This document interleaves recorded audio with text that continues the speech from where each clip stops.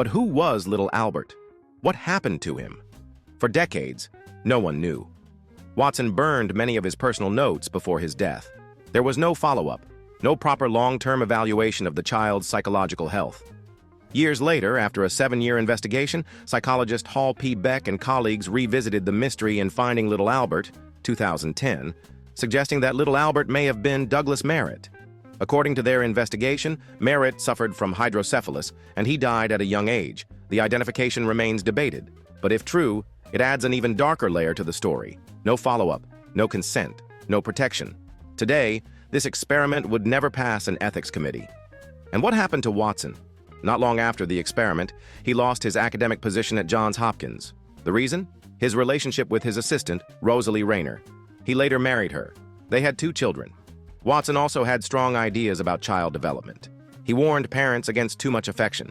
He believed motherly love could be dangerous. Tragically, one of his sons later died by suicide. Another reportedly struggled deeply. Watson himself had a dramatic childhood, a very religious mother, a father who drank heavily, and eventually left the family. Maybe that explains something, maybe it doesn't. So what do we believe today? Fear is complex, shaped by multiple interacting mechanisms. Some fears are innate, hardwired in the amygdala for survival. Loud noises, sudden threats, darkness. Others are learned through direct experience, as Watson demonstrated with little Albert's conditioned fear of the white rat. Yet another layer comes from social learning, as Bandura showed. Observing others' reactions can teach fear without direct exposure. Together, these perspectives form a puzzle. Instinct, conditioning, and observation all interact to shape how we perceive and respond to threats. And think about this. How many of our fears were quietly taught to us? Not through experiments, but through culture, through repeated messages, through invisible rules. For example, how many of us learned that failure means you're not good enough, or that showing vulnerability makes you weak?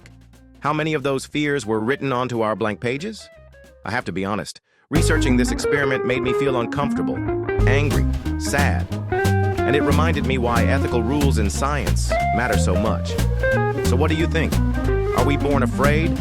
Or are our fears written onto us? And more importantly, which fears in your life were truly yours? And which were taught? Let me know in the comments.